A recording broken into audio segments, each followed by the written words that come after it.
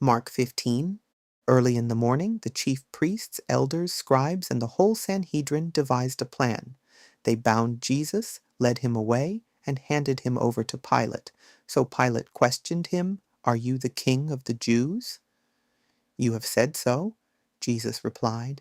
And the chief priests began to accuse him of many things.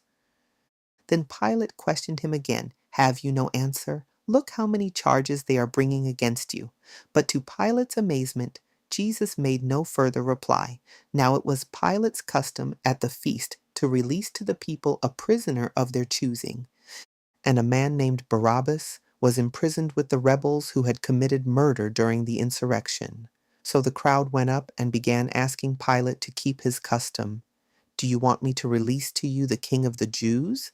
Pilate asked, for he knew it was out of envy that the chief priests had handed Jesus over. But the chief priests stirred up the crowd to have him release Barabbas to them instead. So Pilate asked them again, "What then do you want me to do with the one you call the king of the Jews?"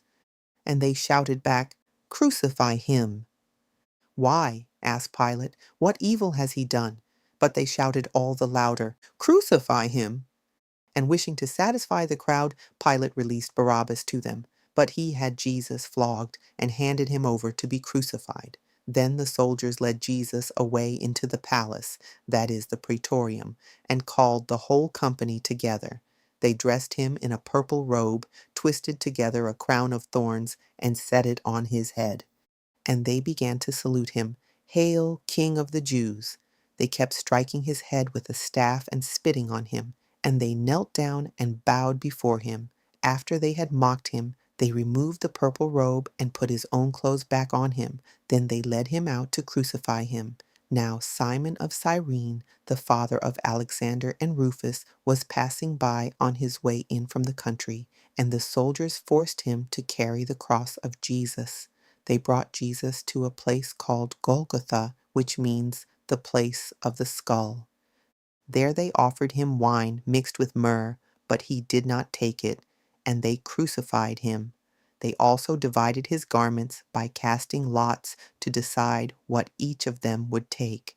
It was the third hour when they crucified him, and the charge inscribed against him read, "The King of the Jews."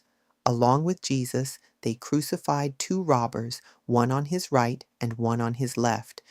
And those who passed by heaped abuse on him, shaking their heads and saying, "Aha, you who are going to destroy the temple and rebuild it in 3 days, come down from the cross and save yourself." In the same way, the chief priests and scribes mocked him among themselves, saying, "He saved others, but he cannot save himself. Let the Christ, the King of Israel, come down now from the cross, so that we may see and believe." And even those who were crucified with him berated him. From the 6th hour until the 9th hour, darkness came over all the land. At the 9th hour, Jesus cried out in a loud voice, "Eloi, Eloi, lema sabachthani," which means, my God, why have you forsaken me?" When some of those standing nearby heard this, they said, "Behold, he is calling Elijah." And someone ran and filled a sponge with sour wine. He put it on a reed and held it up for Jesus to drink, saying, "Leave him alone.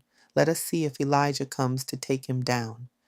But Jesus let out a loud cry and breathed his last, and the veil of the temple was torn in two from top to bottom.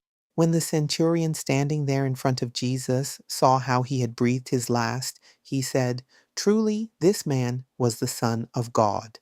And there were also women watching from a distance.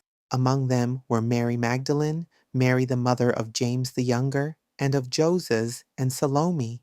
These women had followed Jesus and ministered to him while he was in Galilee. And there were many other women who had come up to Jerusalem with him. Now it was already evening. Since it was preparation day, that is, the day before the Sabbath, Joseph of Arimathea, a prominent council member who himself was waiting for the kingdom of God, boldly went to Pilate to ask for the body of Jesus. Pilate was surprised to hear that Jesus was already dead, so he summoned the centurion to ask if this was so. When Pilate had confirmed it with the centurion, he granted the body to Joseph.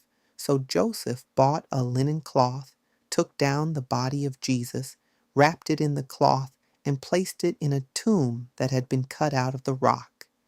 Then he rolled a stone against the entrance to the tomb. Mary Magdalene and Mary, the mother of Joseph, saw where his body was placed,